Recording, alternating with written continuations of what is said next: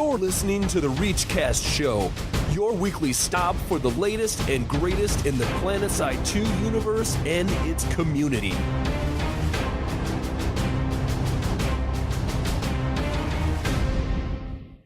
Welcome, ladies and gentlemen. It is September 9th. You're listening to episode 50, the big 50 of the ReachCast show. Proud members of the Araxis Global Network and the Podcast Network, Podcast with a K. I am your host, Adam, a.k.a. Torkz. I thought you were changing your name to Torkz. Torkz, episode 50, Torkz. I'd rather off myself. With me tonight are my co-host, Tom, a.k.a. the Noxx. A.k.a. What's up? A.k.a. I'm trying to do the thing like Mark was doing earlier. And I have Mark with me, a.k.a. is he Deringer? No, I'm Molly now. Molly the Deringer. All right. Molly. This week we are brought to you by the fans that have supported us so far up through episode 50. We thank you very, very much. And 50. That's 50. 50. And as well That's a as lot of shows. It is a lot of shows. It's almost a year. We're almost there. Did you guys think we'd ever be doing 50 shows? I mean, let's be honest here. I never thought I'd listen to you bastards for more than a couple weeks. But No. I thought 20. 20? Really? That's it? Are you being sincere right now? When we initially, before we ever did a single one, I thought it might go 20 episodes. What a dick. Remember when we joked that we were going to do episode 50 live? Yeah. Instead we did episode 40-something live. 40-something live, yeah. That I guess we came to... That was live in a true sense. Yeah, very true sense. So, this week we play with Imperial Reach and Nuck. What's in store for the show? We have some F&O coverage for you. World Domination news. For those who aren't familiar with the World Domination event by SOE. Some good calls from some of you guys, and much, much more. For the we need Wolf07 to call in. Hey, World Domination news. We have no Wolf call. Domination news. Alright, on to community briefing. Attention, soldiers! Get your butts in here for this week's community briefing. Alright. Yeah, no patch notes, right? Did you say that? No, I should have, I guess. No patch notes. Well, we're not surprised. We're not surprised. We got F&O, and there was a lot of good stuff in F&O this week. And they, firstly, they brought up the EU version of Command Center, basically called, it's basically Command Center. It's called Warpgate, and there are two episodes. Not called Warpgate? Warpgate. Why does all Europeans sound German? I am Dita. Made me think of Hans and Franz. We are here to pump you up. You get the clap in there and everything. That's good. So there, you can find these episodes. There's like 2 episodes, I believe they said. You can find them on youtube.com/Planetside2Europe. So check out that if you're in Europe or if you're in America and want to see what the Europeans have to say. Yeah, it's Higby wearing European clothes, talking about what's going on with the game in a European accent, almost as bad as Mark's. And like with turtlenecks. With turtlenecks, yeah, he's got a black turtleneck on. Oh, wow. All right, so then they talked a bit about the World Domination Series, and they described what point values will be coming along at the beginning, and it's going to start basically with just territory control at first, but they will add new challenges and offer more rewards for winning those challenges. And the territory control point system is going to go as follows. Each hour that a territory is owned by an empire, that empire gets 1 point. Each small and medium capture is worth 2 points, and each facility capture is worth 5 points. So, nice. Yeah. All right. Makes sense. Yep, and basically it starts September 16th, 2013. It'll be on Mondays, starting at 12:01 a.m. Pacific Standard, and at 12 a.m. Pacific Standard. And basically that's, it's like do what you can during then, and that's how it'll be. There will be a week. For clarification, it's not just Monday, it's the whole week, right? No, I believe it's just Monday. It's just one day? Yeah. Interesting. Just one day. I'm surprised they'd picked a Monday. Just an odd day. Yeah, I kind of feel that way too because they said that, and I was like, well, I work, so I can't. Yeah, I was gonna say we can't play. I can't play for I can't. I work. I can't play for the 8 hours I'm working, and then it's podcast time, and I can't play for those hours, and so we will be worthless contributors to the Vorld Domination Series. There'll be a weekly recap, huh? Yeah, I said that. There will be a weekly recap. It'll be on FNO. And each week, the winning empire will get a 3-day experience boost. After the 5th week, the winning empire of all challenges will get a decal and a title. And the devs, there will be devs playing Planetside 2 on the Twitch, the reps for each empire. And if you don't want to contribute towards victory and watch them, that's what you should do. So, one of those particular empire representatives, thank you for helping me with my awful vocabulary. I can't do names, but I know words. Was Taylor Pterodactyl, and she was on FNO, kind of talking about some things, answering some questions, so she is going to be the VS rep for the Vorld Domination Series, and she works on promotional stuff. She does like the sale items and bundles and whatnot. But then they're also putting her on performance enhancement. They're putting everyone on performance enhancement. They're all learning how to do things in order to enhance performance. But one thing... What? No, it's true. They talked about it. Not that. Next thing, yeah. The next topic? Oh, so we discovered that she likes Vanu because they're purple, and then she also likes Vanu man-ass and spandex. I mean, who doesn't? She looked at the man ass. Yeah, seriously, wow. So she looked at the men's asses multiple times throughout the stream and was like, oh yeah. So, this proves that girls can be just as perverted as men. So. Oh, man. If only when I look up planets... Never mind. Yeah, if that was the case, then I'd see a lot more... man ass? Yeah. Anyways, spandex. That's fine, whatever. Go ahead. It's not a topic we should sit on. So, like I said, she's the one who like how you said items. Sit on. No pun intended there. I'm glad you caught that. Yeah. I'm an idiot, so I didn't catch it. So, she's the one who said picks the sale items, like I said, and she said there's no evil conspiracy, that she uses lots of spreadsheets to figure out which items are going to be on sale based on how long they've been on sale and how often they sell and whatnot. And I call a load of BS on this because she's probably a listener and decided that she was just not going to ever put the Reaper DMR on sale because I've been waiting for months and it only went on sale a couple weeks ago. Well, I call BS on this, too, because the Best in Show decal has never been on sale, and that's the only one I'm waiting for to come on sale. I like how you base this off your personal opinions. Well, I have been vocal about waiting for the Reaper DMR and how much I love that gun. And I've been waiting and waiting and waiting. I'll check PS2 daily deals if I have to prove how long it's been. Start spamming Reddit. I will start tweeting every day that the Best in Show decal does not come on sale. It's the only decal I want. Do you guys even know which one that one is? No, I don't. That's the one with poodle. Wait, that's a poodle. Yes. Why would you want that? Because that's the one I used to use when I originally played Vanu in Planetside 1. Something. Don't you remember Purple Poodle Ponage? There you my go, gosh. Taylor. Deringer wants poodle. This is all coming together now. It's all coming together. I can guarantee 2 sales if it comes on sale. Yeah. I will buy it, and my brother will buy it. Guaranteed. Well, that's it right there. She's going to pick it tomorrow now. Well, it's 2 more than they're selling right now, I'll tell you.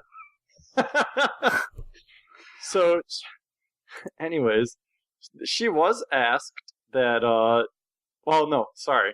I skipped something. She just, beyond describing how to pick items, she did say that every weapon will be on sale for the premium members within roughly a couple months. Reaper DMR. And I don't believe it, no. But yeah, so if you have the premium membership, I guess it's more emphasis on weapons rather than cosmetic items. Although cosmetic items do pop up on that. Then she was asked about a heroic boost option, like everyone's been asking, and she said maybe, but she couldn't really say much more than that. She's not authorized. And they discussed SOE Live skins going for sale, and she said, we want more things for everyone. But basically, they don't want exclusive things like that to be available for everyone because the people who get them feel less special. And I agree with this, because if other people have yellow skins, I'm going to be really upset. I like Amen. Amen. I don't want to see people run around in my nice Vanu skin either. It's mine. I earned it. You bought a flight and spent lots of money on booze to have that skin. If you guys want to buy my skins, I'll sell them. You just email me and I'll sell the skins to you. How are you going to do that? You sell his character. Start fresh. Yeah, I'll sell the account. Here, send me in. I'll blatantly break every. Go ahead, just go. Every TOS that you signed? Yeah, everything. Alright, so they talked about lots of other things, but yeah, whatever. Malorn was also on, and he's a systems designer. He works on the tutorial, level design, the VR zone, resource redesign, the mission system. So he's the TR rep for this thing. Yes! What was airing on the show? Do you not read what I have here? I say that Malorn is a cool guy, and he is. He hung out with us at SOE Live. He hung out with us and some 40 dudes in a room and talked about resource revamp. So he's really friendly, cool guy, and he was wearing a ReachCast shirt, which makes him even cooler, if you ask me. He apparently has one of a kind ReachCast shirt, because apparently he's got a long sleeve one that I guess I gave him as the only one in existence, supposedly. He might have been wearing another shirt underneath. I thought it was another shirt underneath. Oh, okay. Yeah. Because I got asked about that from the person. I'm like, I don't think we ever had any long sleeve T-shirts ever. But yeah, Meg, we had long sleeve shirts. We have hoodies. We have technical shirts. What, you didn't get those? We have polos. I wish we had a polo. That'd be awesome. ReachCast logo on it. ReachCast turtlenecks with embroidered logos.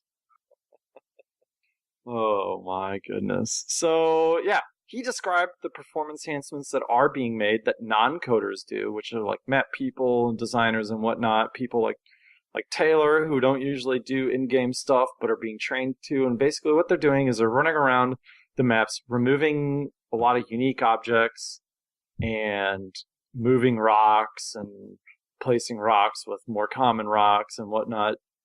And it's just a lot of little tiny things that give them maybe a frame or two, and knowing that it'll add up to more and more frames. So that's basically like coders are doing the multi-core performance and all that nonsense, but these guys are doing it in other ways, so they're working hard at it. And map revamp takes a long time, so I guess that's why we haven't seen anything in a while. Because we know when they were redoing Indar, it took quite a while. So he was asked will there be a global redeployment. He had a really long answer, and the really short answer is no. Malorn doesn't... Oh yeah, he also doesn't know how to make the game full screen from windowed mode. Maggie had to show him how to do that. Gave him a chuckle. He tried hitting the maximize box on the window at first, and then Maggie's like, no, you have to go to settings. And just guided him through the process. I'm sure he knew it. It just was funny to watch. And he provided really good information on the tutorials, missions, and he does a good job of explaining why they exist and how they are being used to help new players not be overwhelmed when playing the game, to prevent them from being overwhelmed and kind of having an idea of what to do. The mission system being a big one of that. The mission systems, well, he talked about that as well. And basically squad leaders can provide missions, locations, and places to go, which provide XP for him and the people doing it and the squad. But they're going to have some intelligence to it. Missions go away if they're not relevant to the area, so people can't troll off them by saying, go destroy Sunderers over here, I think was the example, when there's no Sunderers and that sort of thing. And this should also help the solo players so they can know where to go and what to do, because there will also be automated missions as well. And the resource revamp is on hold due to the performance enhancements. We learned that. so don't expect resource revamp soon. And that is FNO. That's not even all of FNO. It's really long, and I couldn't get through it. No, because Clegg was on it after Malorn.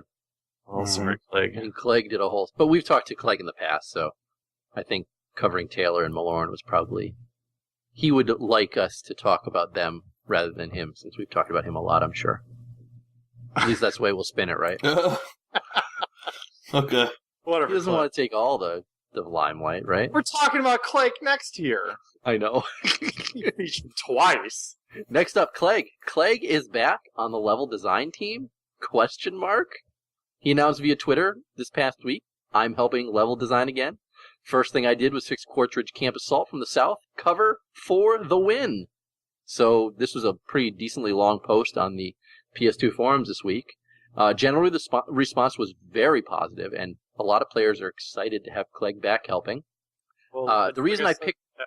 Everyone's helping with map stuff now. Yeah. The biggest reason I picked this out was because of one of Maggie's responses that I thought was kind of interesting with how everything's going over there. And she responded by saying, a few designers have switched over to help out the level design team in order to make our levels more performance-friendly as well as just all around better. If you have suggestions about a specific base, I recommend making a separate thread about said base and going into detail about what you'd like to see changed in a constructive manner. Who knows, you might see your changes in a future update. So this is a direct call that if you have an issue with a specific base in-game, make a separate forum thread about it, detailing what changes you might like to see done to it, and they will take those changes into consideration. Without so once being again, a jackass. yeah, obviously, don't be a jackass, and they'll definitely read it.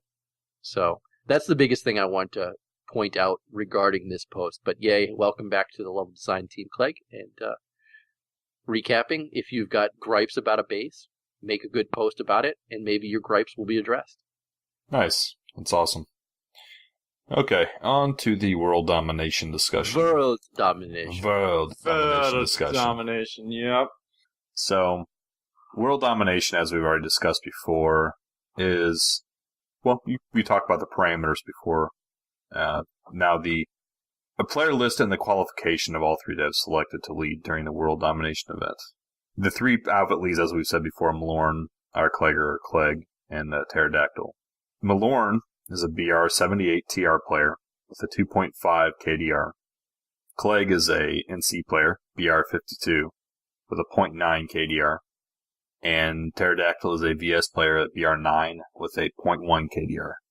Hey, give her the extra .01. 0.01, sorry, 0.01.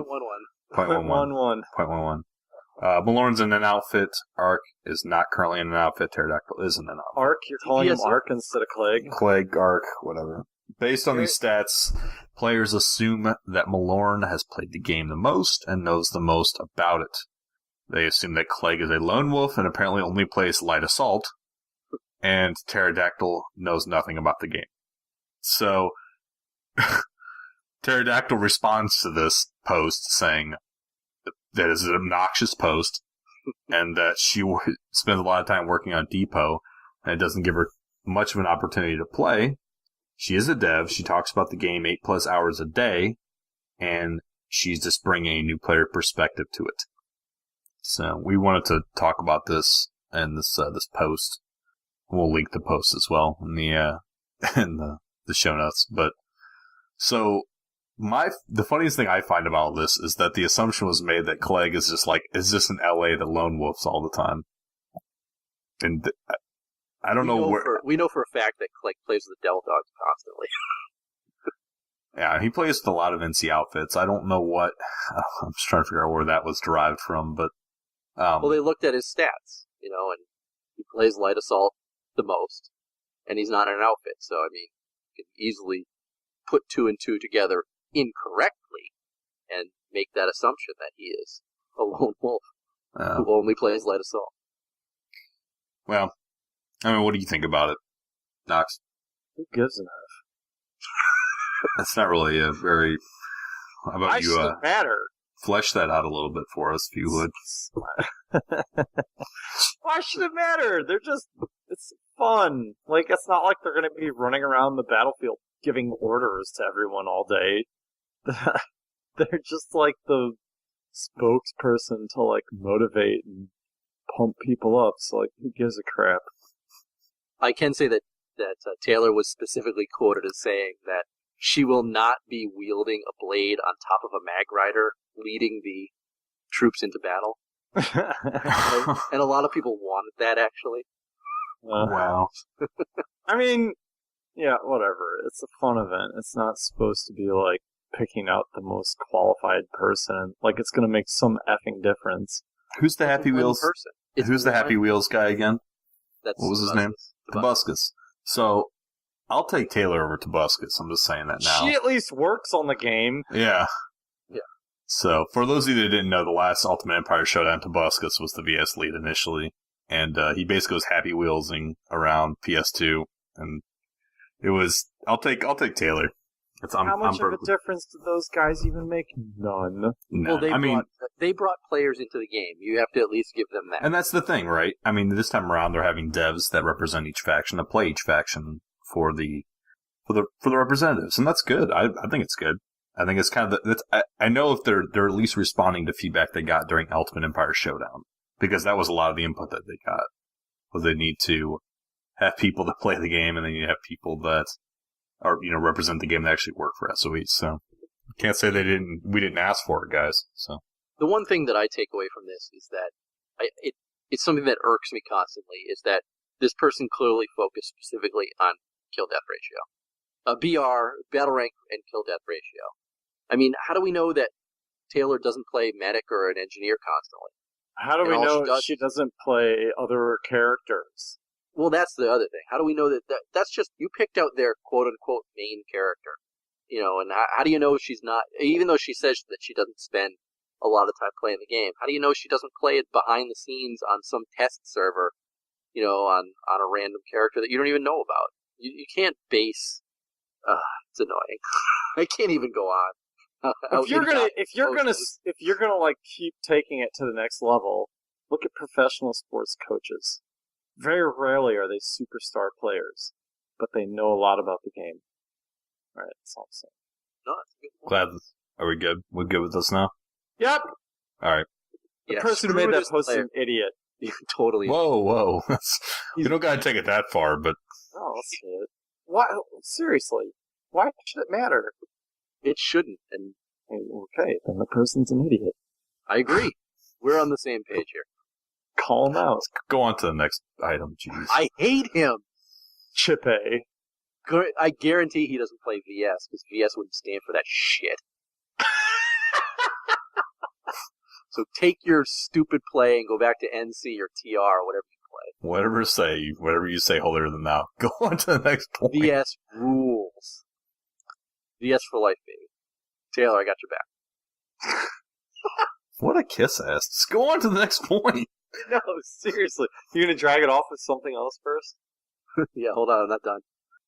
Next up, there was a cryptic tweet from Nanite Systems this past week.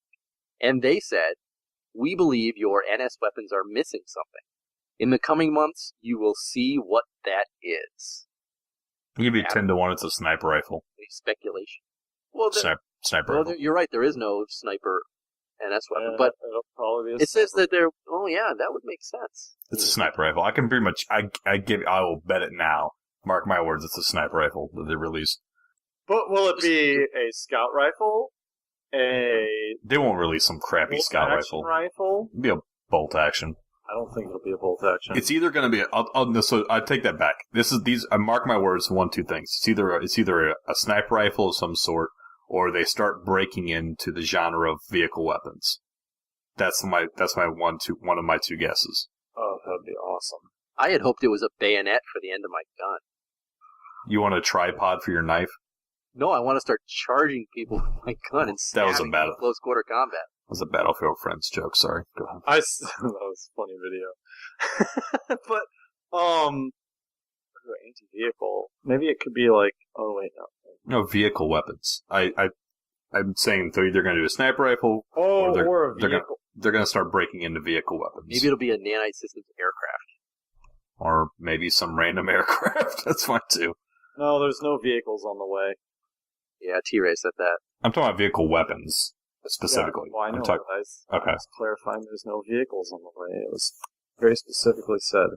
I think it'll be NS aircraft or a air carrier. It's going to be an NS orbital strike. Brought to you by NS. Brought to you by Nanite Systems. Orbital strike. Yes. That would be.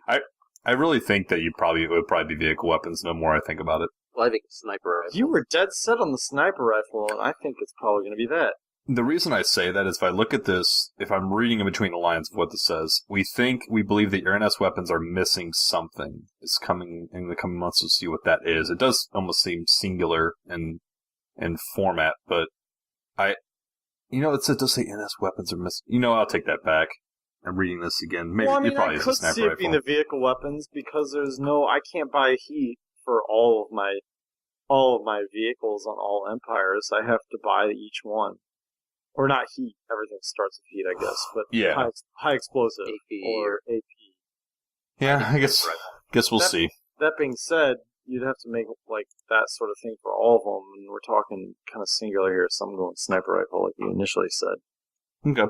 All right, we spent enough time on this. Let's move on to the next one. There was also a 5-question unofficial Planetside 2 hardware poll that I was made aware of last week, and I wanted to just take a few moments to talk about. Just some observations and thoughts on this. I analyze survey results for a living. That's how I make my bread and butter in order to play this game. So I love your every randomly in the show you'll pull inflections, and that was like your southern inflection, and I like that. That's good. Let's keep doing that. So it was, like I said, it was a 5-question poll just to try and determine what type of hardware people were using to play Planetside 2. 450 people responded, and it's not like it was a random sample survey going out to various players or anything. This was just people picked up on Reddit, the Planetside Universe forums, the Planetside 2 forums. This was predominantly done via Reddit as well. So the speculation is a lot of people who use Reddit have a fairly up-to-date computer to begin with. So that does kind of skew the results as well. And the author did indicate that, so it's not something that they didn't know. So again, 450, it's a small sample size, but honestly I believe it's probably good enough for what the author was looking for. What he did find out was that 99% of the people answering the survey use Windows Vista 7 or Windows 8. I would have liked to see that number broken out to see how many people are actually using Vista. I agree with you, because saying use Vista or greater is like back in the day saying, oh, they use either ME or XP, which were two totally different systems in terms of which one's better or not. Yeah, I wanted to see Vista 7 and 8 all broken out into... He was probably going with DX level, though. Yeah, he was, because next up, 99% of the people were also using 64-bit version of Windows, which I'm not surprised. I just don't see the relevancy of these first two whatsoever. You have to have those two things to run the game. No, you can play with XP. You have 64-bit XP? No. Do you have to have 64-bit to run the game? I don't believe you do. You have to have 4 gigs of RAM or better, and you can't run more than 4 gigs of RAM in a 32-bit system. No, dude, it's the 1%. They have 128-bit systems. I mean, it says outright in the specs it requires 4 gigs or more to run. And it's proven. We've seen people with 32-bit systems that have less than 4 gigs crash every 10 minutes. Well, yeah, because you can't have more than 4 gigs. It can't run. And so it doesn't, I don't see why these first two even matter. They don't. Because you have to have 64-bit to even run the game. It's the 1%, dude. Who's the 1% that's even running the game? It's better. I'm trying to figure out who this 1% guy who's having this run on 32-bit systems successfully. It was like 8 people said they were using 32-bit Windows. Good for them. I don't know how they're pulling it off, but it says and recommended, and we've seen people with 32-bit have this game crash on them consistently, like every 10 to 15 minutes because they run out of RAM. They even said, so we had that buddy. I'll even reference like a direct tick. We had a buddy that was running this on 32-bit. He accidentally installed 32-bit Windows. Yeah, he accidentally installed 32-bit. He had a license for both. He installed 32-bit, and he was getting the game to crash every 10 minutes. He couldn't figure out what was wrong with the system. Wasn't checking what version he was running. He put in a ticket, went through the whole thing. Eventually, they told him it's 32-bit. You need to upgrade to 64-bit to run this game. I mean, that's what people told him. So it's like these first two don't even. They're irrelevant. It doesn't even. Which is why we get to the last question. The last question was asking what version of DirectX people were using. 94% are using DirectX 11 right now. Only 3% were using DirectX 9. And this is something that we talked about on last week's community question, saying why doesn't SOE bump this up to DirectX 10 at least, which is, in most people's opinions, much more stable than using DirectX 9. I would love to hear an answer for that, too. I agree that we should hear why it's at least not DX10. Why are people not upgrading? Oh, I mean, money. I mean, it could be money, or it could be... Right. I mean, they don't make it rain like we do with our ReachCast money. I thought DirectX was tied to your video card as well. Am I wrong? DirectX? It's tied to the OS and the video card. Yeah, so but if... there's dependencies for both. 99% of people are using a system that supports better than 9, and DirectX is free when you have that system, why are those 2% people using DirectX 9? That's what I want to know. Why aren't they up? They must have illegal versions. They have to have illegal versions of it. Maybe they just... Let's not dwell on that. Way. No, but that's not the point. That's but it not doesn't make sense. It doesn't matter. That's not the point. The point is why. Where's the third and fourth? Where's the fourth and fifth question? Did you say it was 5 questions? There's only 3 bullet points here. Yeah, I know. These are the 3 most important things. Where are the others? Don't. Can we go on the community question for the week, please? I'm starting to get just. This is losing my mind on this. Like, I'm just trying to point out why we're trying to find out why Sony's not going up to DirectX 10 or DirectX 11. Okay. That's really the point that we're trying to pull out of the survey itself. Okay, so Sony, please tell us why you're not going to DX 10 or 11. Yeah, and I'm sorry. The information, the 5 questions, we want to know what they were. They were, where'd you find this poll is number 1. Okay, yeah, not relevant. That's how we got the Reddit information. They want to know what operating system you're using, what CPU you're using, what GPU you're using to get to the DirectX. And the final question is, do you plan to upgrade to Windows Vista 7 or 8 with 64-bit with a DirectX 11 GPU before 2014? And again, I felt that question was also pretty much irrelevant because 94% of the people said they were already using DirectX 11. I'm kind of intrigued now that I say that if they're going to update their min spec requirements after this optimization patch, because there's a large portion of the user base that still doesn't have 64-bit. I mean, there's a lot of us gamers do, but there's a lot that don't. Food for thought. Anyway, food for thought, SOE. If you hear this, I would take a look at your min spec requirements. Don't want to know why people with Vista or better are still using 9, 2%. Maybe they just answered it incorrectly. There's 12 people. Has to be illegal copies of the operating system. Let's not assume. Let's not make assumptions off a random survey. I am assuming. It's not even a random survey. It's a targeted survey, unfortunately. It's a targeted survey. All right, community question of the week. Last week we asked how long is acceptable to allow SOE to improve performance before you get impatient for new content. Majority of the answers said a month or 2 at max. A few months at max. A few people quoted few is 3 years. Few people quoted 6 or 12 months expiration date for the subs. So, I guess when they run out of their subs, the game better be better. They better be better, so that's what it sounds like. That's a valid point. I think it is too, yeah. Others state that they already have seen minor improvements and spent at least tweets about the improvements coming along nicely were quoted. So some are already happy. That's good. And Red Mamba said that they have until Modern Warfare 4 comes out. So, good luck on that one. No release. No release yet, yeah. So, let's get to this week's question. What do we think, jerk? I just don't think our opinion matters. No, okay, fine. That's his question. Jeez. They have until my sub runs out. Really? Oh! Good God, I was about to say, what a dick. They have a week. 2 weeks max. It's less. Alright, this week's question. Which base or base type do you think needs the most rework, or needs to be reworked the most? So it goes back to the previous statement from F&O about base reworks, and if you really want a base rework, putting up a thread about it and what you think needs to be reworked on it. we thought that was a great question, and we would love to know which bases you think which bases need the most work. Don't say Biolab, because they're already working on the Biolab. Damn it, you took my answer. So, give us something under the Biolab. But which bases need the most rework? And we will put that as a community question for the week. My answer is the Octagon. The Crown, really? They already reworked the Crown. I'm bringing the Crown back. Oh, no.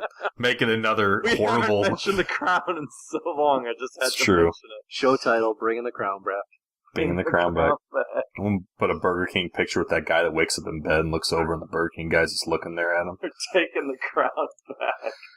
Alright, the good, the bad. Made me think of Clerks too. Oh, yeah. I forgot about that. Alright, the good, the bad, and the OP. Have another drink on me, soldier. Okay, thank you kindly. If you can look hard enough past all the death and all the sorrow, there are good things. You must remember that we will overcome. The good, the bad, and the overpowered.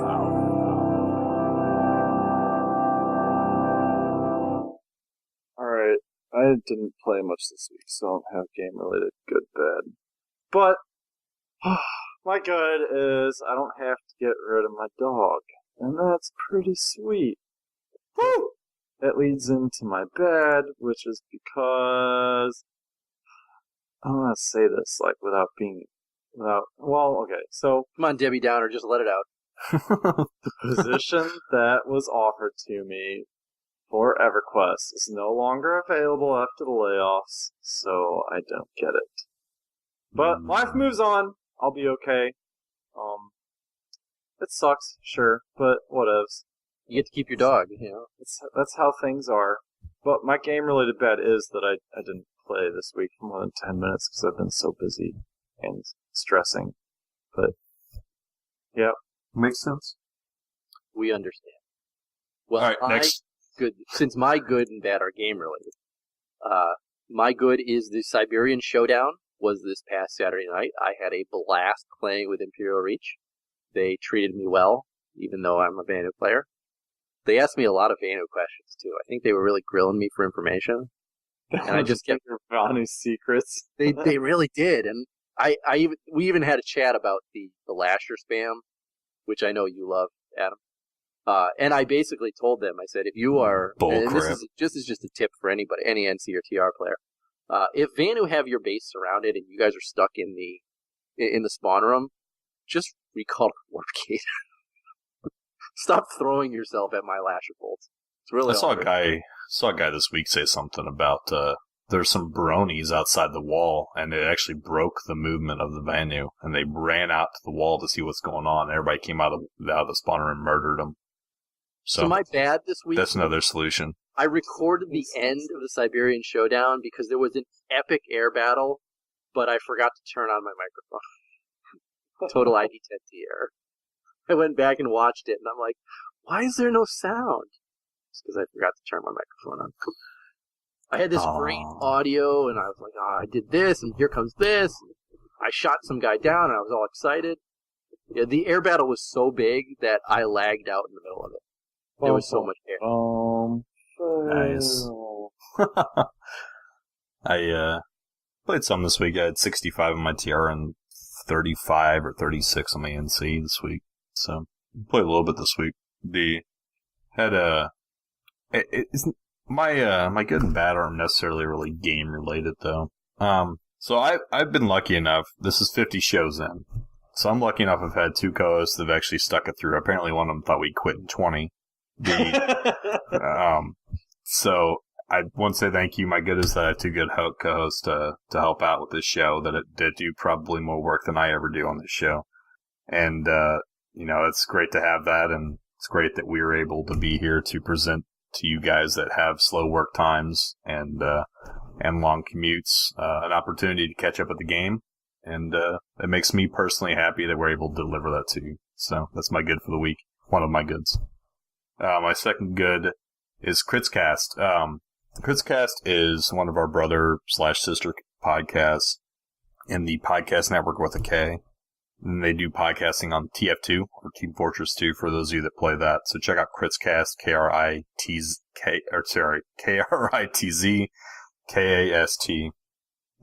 Pretty good. It's a really good European-based TF2 podcast.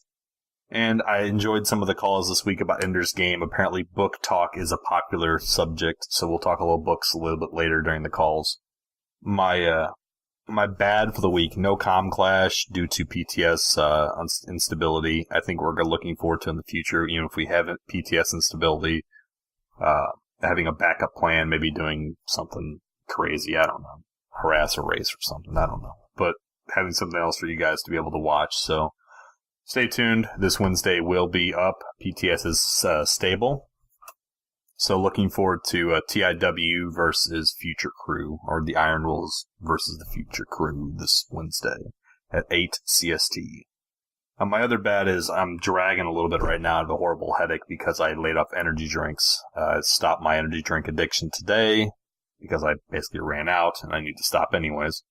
And it will begin tomorrow. And it'll probably begin back tomorrow. I swear up and down it probably won't, but it probably will. So, with that being said, on to ReachCast mailbag. Oh, it's a perfect morning. Great timing, the mailman's just coming. Morning. Here's the mail. Big bag, a big bag. See you later. He must be in a hurry to get away. Very strange. It's the sticking sound. Going to take a look here in this bag of mail. Oh no! Now you just open the ReachCast mailbag. Alright, our first call is from Andy. Andy, I cut your call in half because it was long. And here is the first part of it. And next part will be next week. Hi, this is Andy Perdeva, and I am a 2-month veteran of Planetside with outfit EXR, Total Recoil. And although I can't represent them, I do have some opinions I would like to voice. First off, I think the optimization could definitely be better, best affected on processors that are barely making it in the game. I'm one of those. I have an APU series, which is comes with graphics and processing on the same processor. So I believe that not only is it disadvantaged because it's got space on the graphics, but it's also known to be worse than the standard speed because it has that graphics part in it. So, are they going to be specifically affecting the cores that need the help, or are they just going to just make everybody super power? I do know they're trying to make the PlayStation as best as possible with the 8-core. I believe it will have 8-core AMD. You'll have.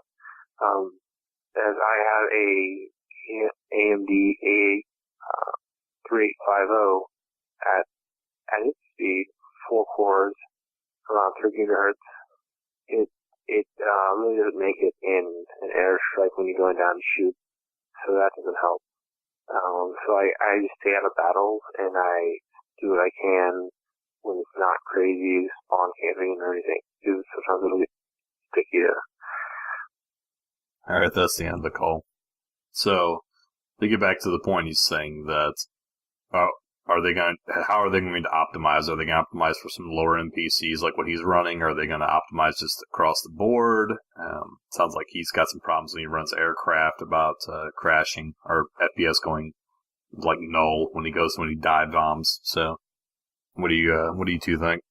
Well, I'm not surprised. I mean, he's using an A8 processor, which, I mean, is a decent processor for everyday stuff. I mean, what he was talking about is his graphics card is actually printed on the CPU die. So he does not have a standalone graphics card in his computer, and that's number one.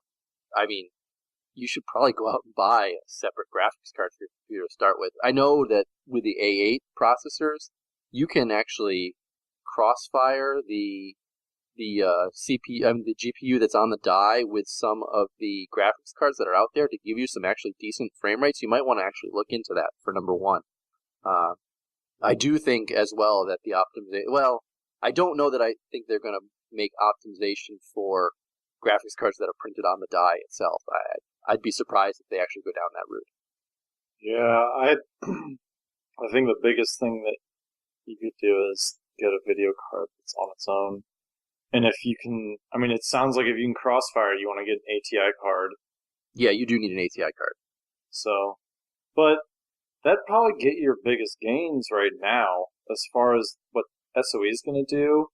A lot of the things that they're going to end up doing should help everybody, I would imagine. I mean, I highly doubt they have code sitting there going, this processor do this processor do that. Like, it's everything should help everything. It should lower it. It's a matter of how far will they lower it? Hopefully pretty far. And then they're probably not going to go for the onboard GPU. It's generally not recommended for gaming as it is. The only thing he didn't say was, I wonder if he's maybe playing on a laptop. I would almost bet he is, but that's my guess. That would be troublesome. If he is, then he's not going to be able to get a graphics card. Yeah. Well, best of luck, man. We'll play the second part of your call next week. If you have a more specific question about your setup now, and if there's any way we can help you, feel free to email us in. We have a lot of emails that go back and forth. We don't include on the show that we try to help people with. So, next call is our part 2 saga from Nitro.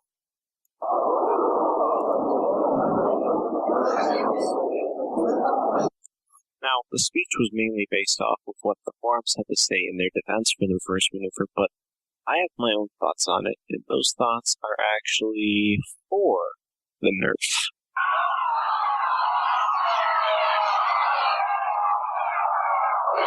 Now, hear me out, because I know a lot of people are going to be mad at me for saying this, probably calling me not a real pilot or something along those lines. The reverse maneuver is overpowered. It has been for a long time, and SOE has been hesitant to make changes because of how embedded it is to ESF combat. And they most likely thought long and hard about all the repercussions removing it. And however much people try to ignore the fact of the matter that the refusal of the reverse maneuver is what frustrates new pilots the most, the more they are blinded from the fact that SOE is just trying to get more pilots in the air. Too many times I've seen the skies so empty with no one in it.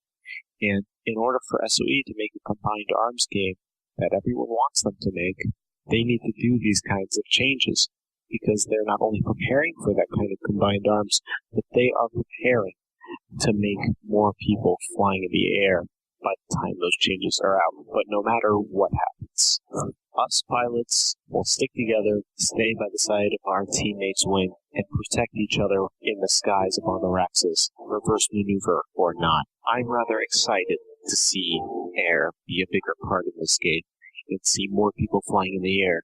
I want to see a higher sky ceiling. I want to see faster forward thrust movement in ESFs, but even if I don't get those, I'll be happy enough knowing that there are more people in the air, more people to fight, and more people to defend. And to all factions, this is not about nerfing people who are skilled. Skilled pilots will still prevail. Skilled pilots will still have the trajectory arc of the rotary memorized. They will have the teamwork skills to take down any aircraft they see. They will have the certs, and they will have the aim to prevail in any combat scenario. And if you're so worried about being stuck in a turning battle, make it something different. Turning battles are only for 1v1, just like the reverse maneuver. So if you're tired of turning battles, go in with a team. In team versus team, it's more than just a turning battle. It's a communication battle. Who communicates the best? Who's on who at what time?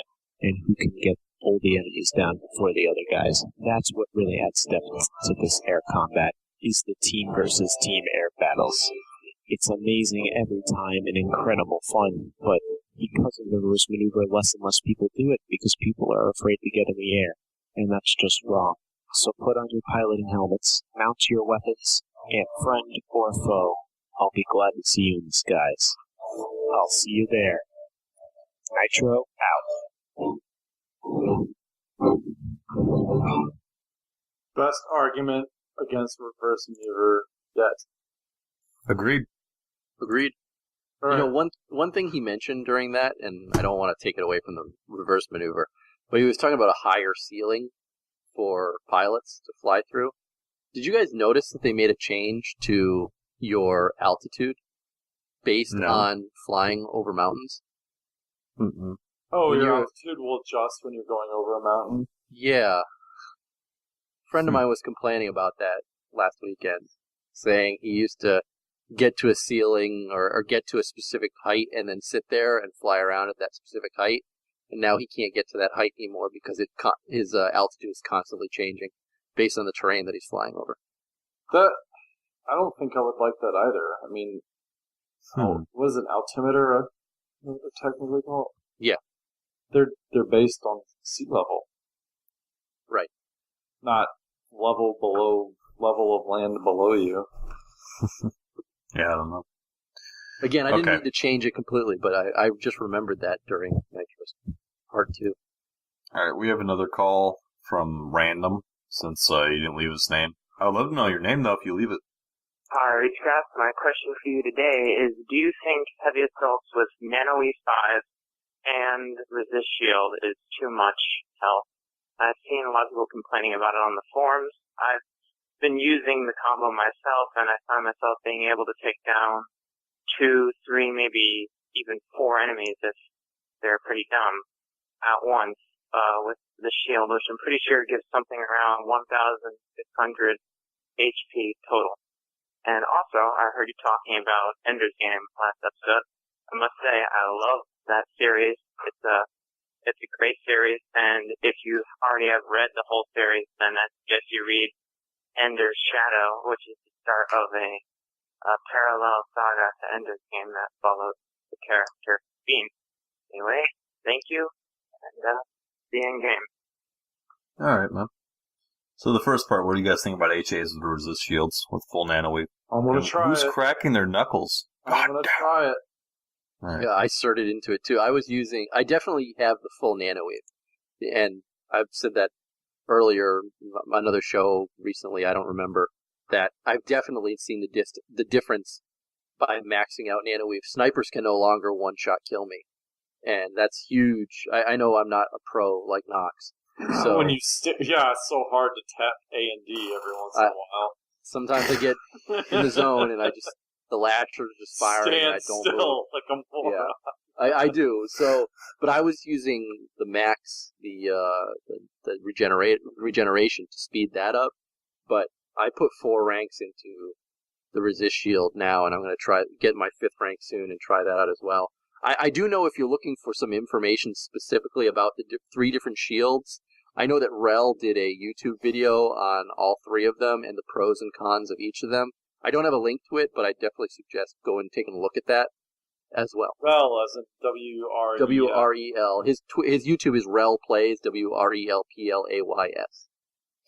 I started into full nano weave and resist shield this week on my HA, my TR character. And yeah, I think there's a definite advantage there, and I've seen constant crying like a tidal wave of tears on the forums about it. Good, I'm going to be a cause of that tidal wave. Sounds fun to me. Well, I mean, not every class is supposed to be 1v1 every other class in this game, as Tom consistently reminds me, which I agree with. The HA is intended to be able to, handle a lot of fire and it's supposed to be superior in certain ways in the infantry combat. Each other class has its own advantages over the HA if used wisely and intelligently. The resist shield, in my personal opinion, needs to be nerfed a little bit. I'm not going to argue that, but I don't want to consistently hear.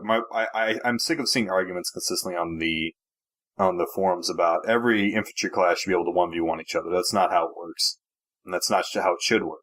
That makes for boring PvP.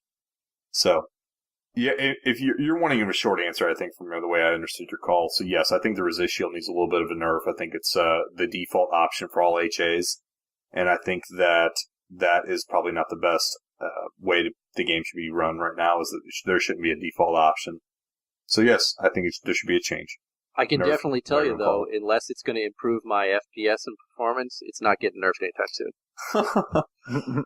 As far as Ender's Game, and you're talking about that, yeah, I finished the Speaker for the Dead. That was an awesome... Hey, if they don't care about our opinions for the game, why do they care about our opinions about a book?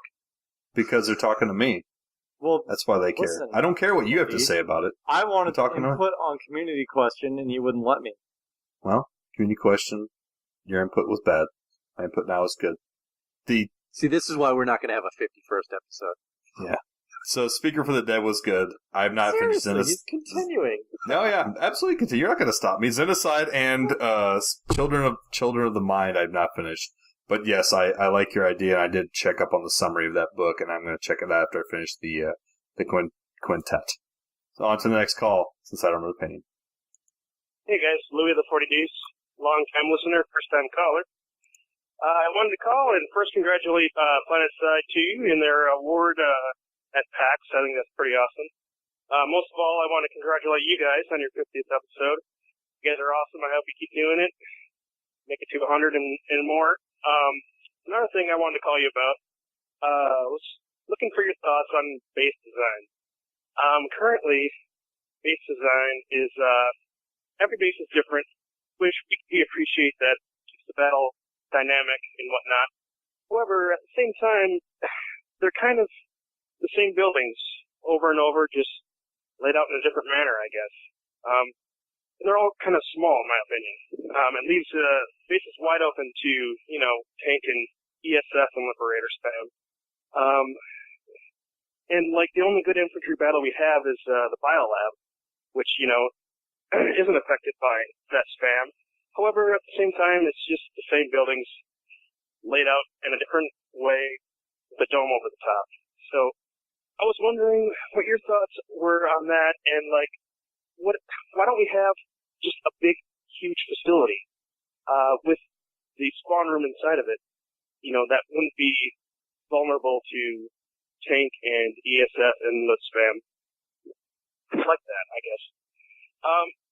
I will listen to your comments. I'll hang up and listen to them off the air. Thanks. All right. Noxx, do you have an opinion on this? I could have like a really long rant answer to it. Oh, man. Don't do that. I want to hear Well, that. it's not like ranty, it's just, it kind of comes with the nature of fixing ESFs and whatnot. Like, you need, in order to prevent ESFs from spamming ground targets, you need to create things for them to do that spamming ground targets is less appealing than the things to do not spamming ground targets. Likewise with tanks, you need to create things that are more appealing for tank players than just killing infantry that are running around in bases. And that's really hard. Like, do you have floating air bases that only ESFs can take? Do you have bases that are really wide open that are just basically tank battle? I mean, not wide open like just some flat ground. Like, tanks obviously are going to want some cover that they can use, but do you have it to where vehicles can maybe make it that only vehicles can capture the point and infantry can't, to make tanks have something to do that's not spamming spawn rooms? If you look at Esamir, they tried fixing that with big giant walls, and in my mind that made tanks virtually useless because all they can do is getting from point A to point B. And yeah, there's areas where tanks can hit. There's battle on the roads and stuff, but but speaking it's about not effective. It doesn't provide anything other than killing the enemies so they can't get to their spot. Like when tanks are useless at spamming a base, your battle on the road's not preventing them from camping your base, it's just preventing them from getting to the base. And so there's not like this rewarding thing to do in tanks other than... Well, you were talking about Esamir, right? Well, no, I'm using Esamir as an example. Well, I was going to make a point that he was concerned about having bases to fight on that aren't just biolabs somewhere else that you'd be covered by a lib, right? Well, you got to remember, man, they haven't put in the dome shields yet on Esamir. Well, and they probably won't be for a while. No, they said they will be. It's not yet, but they will be doing that for a while. It doesn't help my FPS or optimization. You're not getting dome shields anytime soon. Listen, maybe let me get there. And I think that once they start doing the resource revamp, from what I understand about that, it might be there's going to be nodes that you can. One of the ideas was nodes that you can take things to get resources, essentially like an ant or something, or a sunder attachment that works as the equivalent, and gather resources. And basically, my thought there is with the walls, they were kind of hinging on the fact that there would be these nodes in the more open area that vehicles would then battle over rather than sit at camp bases. And I think that would be something that's really good. Basically, your infantry battles the infantry fights at bases would become much less interrupted and better if these vehicles had things to do that weren't just spamming the spawn rooms. Does that make sense? Now, do I want big buildings? I believe it. I would love a huge building that's only infantry. I mean, my favorite map, theoretically, is a giant city. I think that would be awesome. But performance basically throws that one out the wall, or out the door, out the wall. There's no performance feasible way to make more unique buildings. The big thing they're doing is removing unique objects. So if you make unique buildings, those are unique objects, and you kill performance. So one or the other. I'm for performance, but I'm more for, rather than trying to make these interesting bases, I would rather have vehicles have a bigger role towards meaningful gameplay. Because right now I don't like playing in vehicles, not because I don't like vehicles. I love vehicle combat. It's stupid. All I do is run around killing infantry, or maybe fighting another tank every now and then, and I think it's boring. Okay. Are you have any opinion, real quick, Mark, before we go on the emails? We kind of speed this along. He covered everything. I agree. Okay, on to emails. Glock Elf is first. Yep. Glock Elf, he says, "Hey guys, another round of great shows." Cool, thanks, bro. Since two of you enjoyed Ender's Game. Who are the two? Because I enjoyed it. I guess that's three. You just didn't mention anything about it. Well, yeah, because it's a Planetside podcast. Anyways. Welcome to ReachCast. And the following to your read list: Frederick Pohl's Gateway, Arthur C. Clarke's The Fountains of Paradise, Dan Simmons' Hyperion, amazing book, by the way. Sorry to hear Orson Scott Card is a tool, because Alvin Journeyman is another great book by him. I didn't know you read, Noxx. I read very slowly. I'm not a very good reader. I've been working on Guns, Germs, and Steel for 3 months now. Oh, that's a good book. Nice. That's a good book. It is really good. I can't sit down and read without falling asleep. Glock Elf mentioned a lot of old books, and I'm sorry, Glock Elf, I cut out a lot of your email because we're pressed for time. But he did mention that there were a lot of old books because he's an old person, so I wanted to make sure to mention that. If he hasn't read it, he should read The Forever War by Joel Haldeman. That's also really good. It's a great book. For new book readers, check out Steelheart. It's a good book. Are going to be out. It should be out in 2 weeks. The first 5 chapters are already out if you want to check them out. All I've read of the ones he listed was Hyperion, and that's one of my favorites. I haven't read any of them. I think I might have read played my video game handle for the longest time was Shrek. So, Shrek's a certified badass. Alright, next email is from Bear. He says, in response to community question for the week, in my opinion it's been too long already, the water may be under the bridge. Smedley stating that they are going to optimize their game 10 months after it was released, frankly reeks of bad business and design decisions. The game should have been optimized at release or shortly after. Why in this day and age would you even make a game that wasn't optimized for multi-cores? That simply makes no sense to me. Failure to have the game running as smoothly as possible it has likely driven away thousands of players over the last few months as people get tired of struggling to get 20 FPS in a game classified as an FPS game. 2 months later, this game is still fighting bugs that should have been fixed months ago. Now, a bit more conspiratorial in most of my thinking, though. It's clear that Higby and Smedley want this game to have a presence on the MLG circuit. They also know that MLG players aren't going to be interested in something that runs at 30 FPS, especially for a competitive shooter. If I had to place my money on it, I think that PS4 development has far more to do with the optimization, in quotes, interest than any desire to make PS2 better. Then again, I'm just a cynical old man. The game is hemorrhaging players right now, and if SOE doesn't do something quickly, they'll be optimizing a game full of empty servers. I love Conspiracy. So it's clear that Higbee and Smedley want their game to have the presence of the MLG circuit. They also know that MLG players aren't going to be interested in something that runs at 30 FPS. Well, a lot of MLG players already play games at 30 FPS, at being COD. But we did look it up, didn't we? We did look it up, and BF4, I'm hoping, as well as I'm hoping PS2, will be running at 60 FPS or roundabouts on PS4 and the next-gen consoles. Well, so, if it doesn't run at 60, BF4 is going to steal all of the players.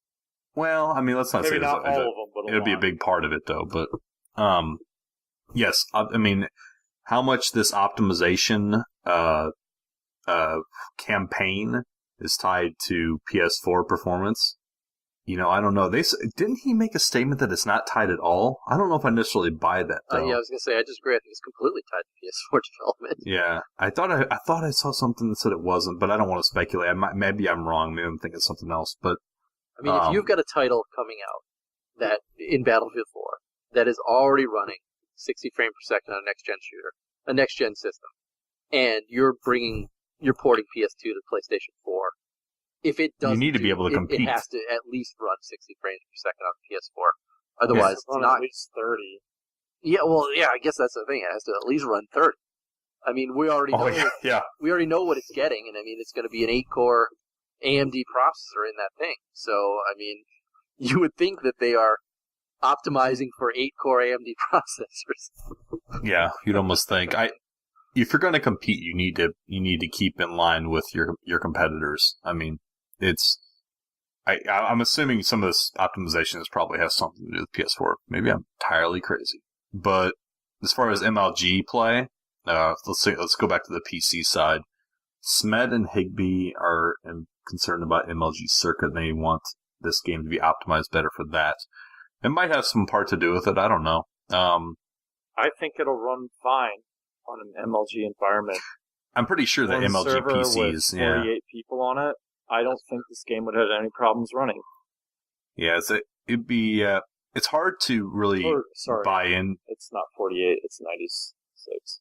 Well, 96 people total, but still, that's almost nothing in comparison to battle size. Yeah, but I mean, it's hard to take conspiracy theories and really delve into them because it's without any of this information being, released, we don't really know. But as an opinion, yes, I think optimization probably is tied to the PS4 port. But maybe I'll get slapped in the face with this later by somebody saying that's not true at all. Please do. We'll see. Show us the proof. Hey, by all means, if I am, I'll be more than happy to admit that I am wrong.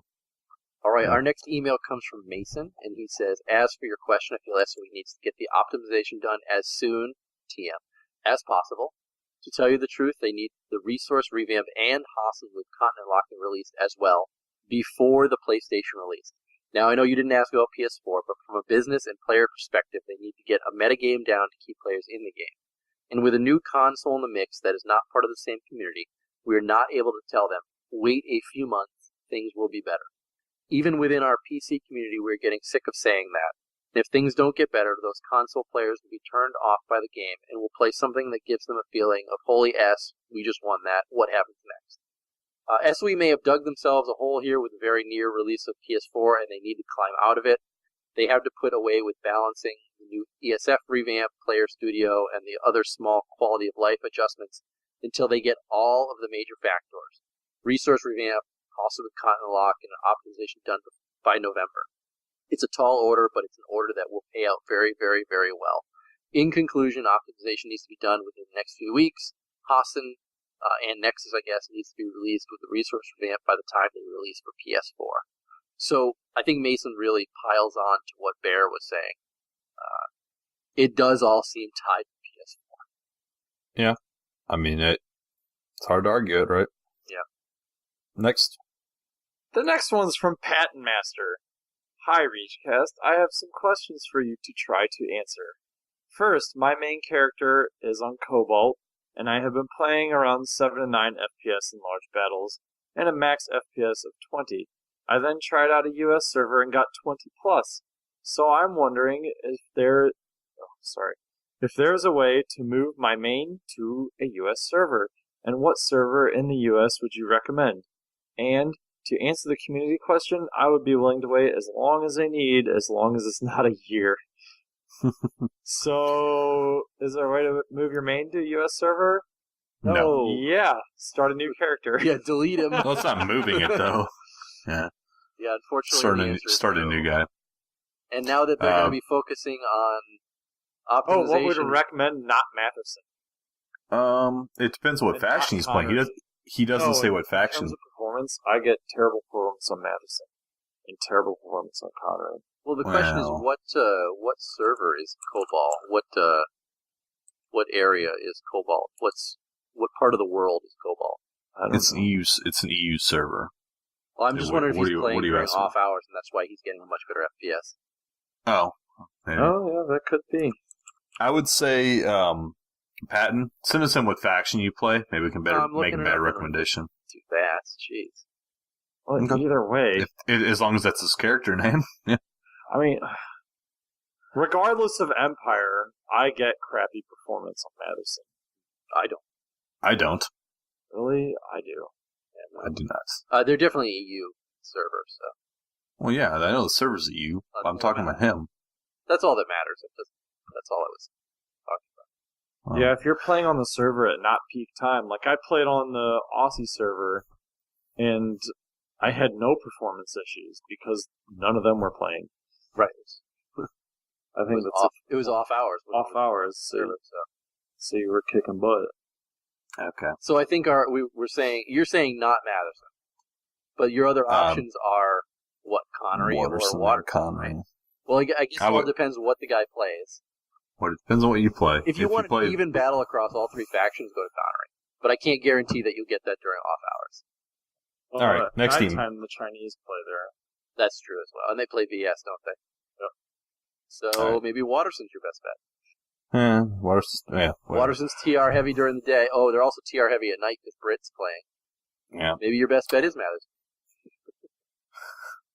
Well, next email is from. The question was, how can he get his? What are you? Yeah, we said no. And he can't. Yeah, you can't. So what? What are you doing? Next email is from Timo was taken. He said, I would have been Timo, but not Timo. So you've heard him from previous weeks that I've said Timo was taken, thinking it was a LOL reference. It is not. It is Timo, apparently. Timo spelled Teemo. And this is Timo. I know that everybody that sends us in their names is so correct about their spelling and their non-leet speak that clearly I know that you pissed this dude off and he had to write in an email. Next time, I'm so sorry that jerk.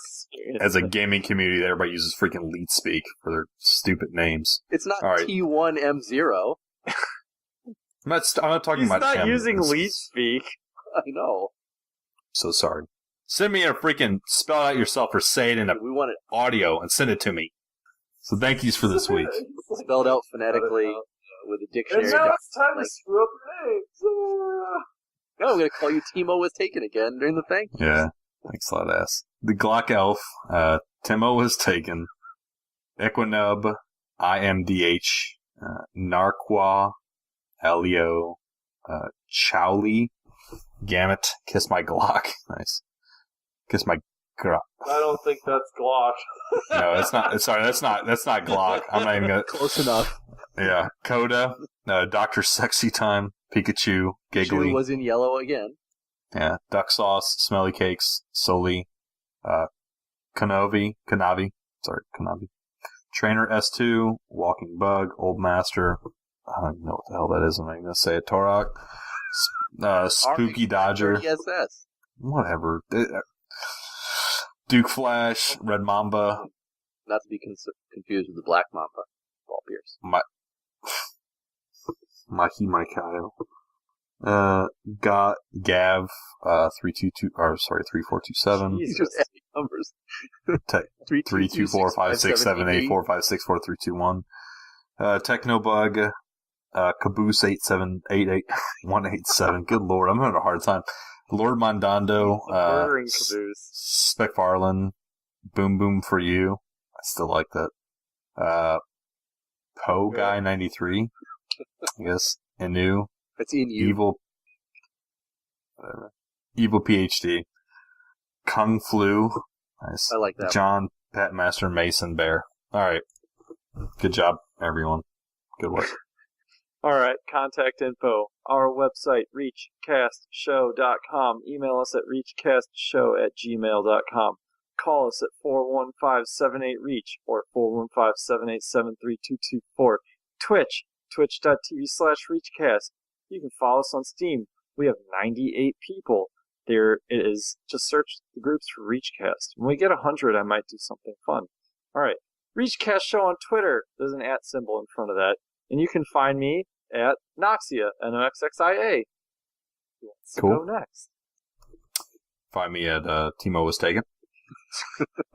And I'm at the Molly. Alrighty. As always, thank you for the... Oh, go ahead. Oh, no, you can do it. I don't care. You love As always, thanks to the rest of the ReachCast crew, Steve, Cliff, John, Jenny Boo, and Hammer. That's it for this week's show. Torkz was taken. 50 shows down the toilet. I am out. Later, bitches! That's right, Sergeant. You made the call. All right, soldiers. You've done a great job here today. Let's get our stuff and get the hell out of here.